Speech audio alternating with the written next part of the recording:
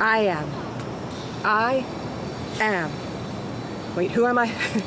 Who am I anyway? Am I my resume? That is a picture of a person I don't know.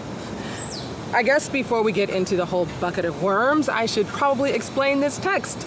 Well, if you've been here before, you are not surprised that I'm preaching from an extra-canonical text. The Thunder, Perfect Mind is another one of those texts found with the 51 others in the Nag Hammadi collection. Now, if you don't know what that is or need a refresher, you can catch up in a previous episode. Try sermon entitled Know Better, Do Better. Similarly to the other texts I've preached on, this one was written around the same time as the other texts in our traditional New Testament canon, sometime between the 1st and 3rd century, with the ending tacked on later, like in the Gospel of Mark. Written in Coptic in a poetic form, this is the only manuscript that exists. In the original, the verses I read are actually marked as column 13, lines 16 through 27. The chapter and verse thing was added later. And as with our other texts, authorship is uncertain as well. I love this text because it presents a divine who is both humiliated and glorified. In a mostly feminine voice, she proclaims her own deep pain and glorious boldness. Scholar Anne McGuire asserts that thunder allows for the possibility of boundary crossing, from ignorance to knowing, while indicating the liminality of the speaker who is betwixt and between categories of knowledge and ignorance, shame and boldness, alien and citizen.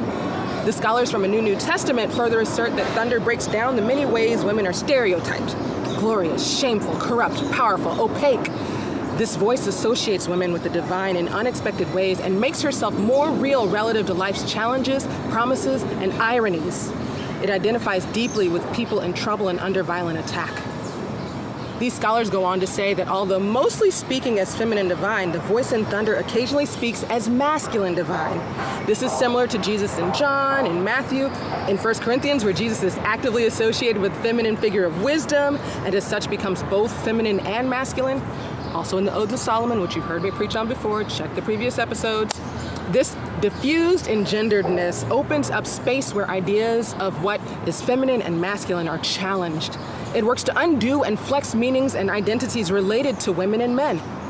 Thunder deconstructs standard images of feminine and masculine and makes room for a number of new understandings in relationship to unsteady and flexible meanings of feminine, masculine, and queer identifications. Thunder reminds us that your life is a sham till you can shout out loud, I am what I am. This is where queer movements can help illuminate ancient portraits of thunder and Jesus. The holding of both power and shame happens in another of our ancient texts, the Gospel of John. These are the only two texts where the divine voice presents itself as simultaneously glorious and humiliated. They are also both use self-predication, these I am statements, to share a narrative of the divine figure. In John we hear, I am the light of the world, I am the gate, I am the vine, I am the good shepherd, I am the way, the truth, and the life. In this moment, will you offer up some of your own I am statements? Just in the chat there, I'm gonna keep going, but let's write this poem together. Who are you? I am every woman. It's all in me. Okay, I have to stop myself from trying to put every song reference that came to mind in this sermon, but I digress. Back on track. McGuire goes on to state that the divine voice in this text associates herself with female roles that frequently serve to divide and reduce women to polar opposites, to reinforce the oppressive polarization of scorn and honor, like whore and holy woman.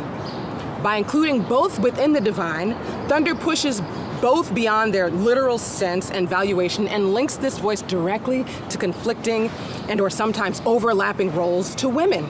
It opens new possibilities for critique and interpretations of what we viewed as polarities, the identities they shape, and the values they ascribe to female gender in its divine and human manifestations. Then there's the relational language of gender, kinship, and childbirth. Wife and virgin identify the speaker as one who both shares in and transcends the usual conflicting roles of unmarried and married. Mother and daughter identifies her with the most fundamental kinship roles by which women are related to others and one another. Limbs of my mother is an extension of mother and relationship to immanence and transcendence, particularity and universality within the divine and the divine of others And our ancestors, the barren one and the one with many children, undermines polarity that defines the values of women by their productive capacity or incapacity, their fertility or infertility, and revalues both by placing them together within the divine.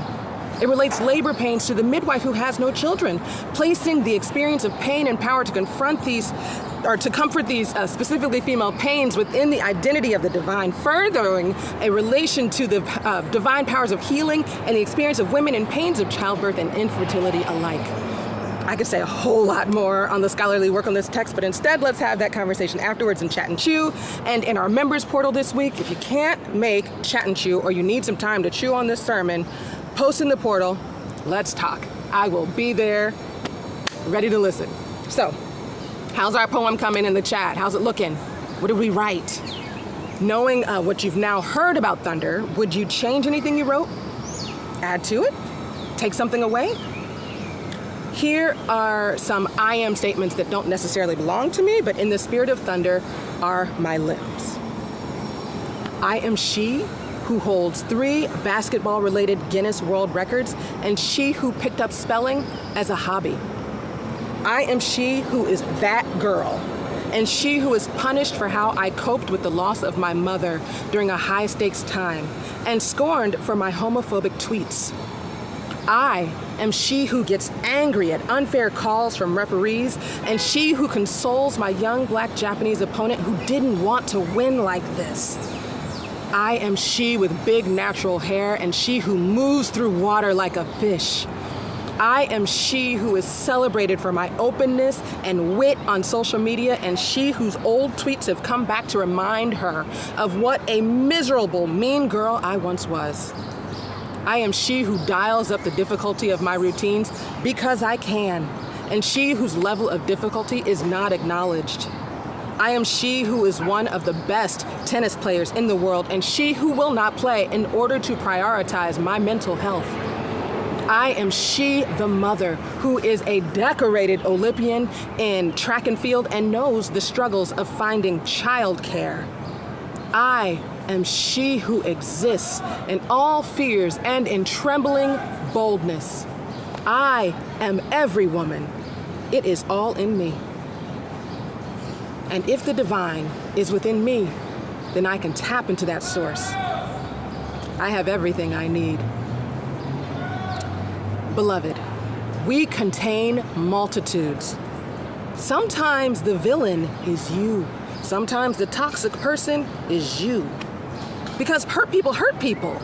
We think we are fighting for liberation, but we are actually just fighting ourselves, fighting old wounds and past pains, and we are losing, my friends, the fight for liberation because we cannot face and heal our pain. We spend so much time looking at external forces and not enough time at who we are and all the things that make up us and everyone else, especially those parts we don't want to face.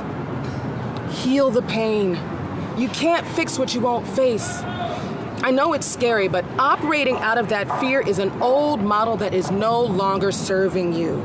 Your fear was about your survival, but you are no longer in survival mode.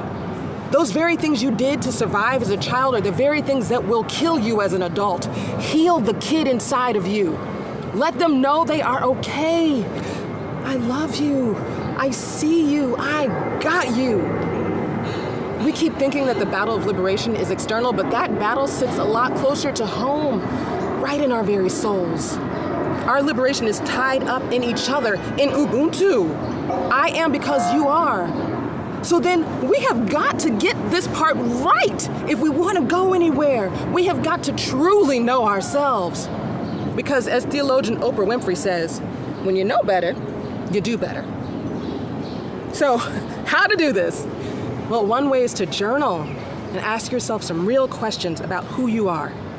The questions that are in today's bulletin.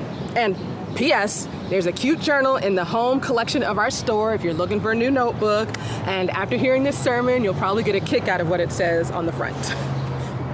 Another way is to talk to your therapist about this and about these questions. Or you can have a deep conversation with a trusted friend over a cup of tea or something stronger. Who are you? The voice of thunder replies, I am. Who are you? We have got to get some real honest answers about this. In the name of the one who holds us and keeps us and finds us faultless, may it be so. Amen.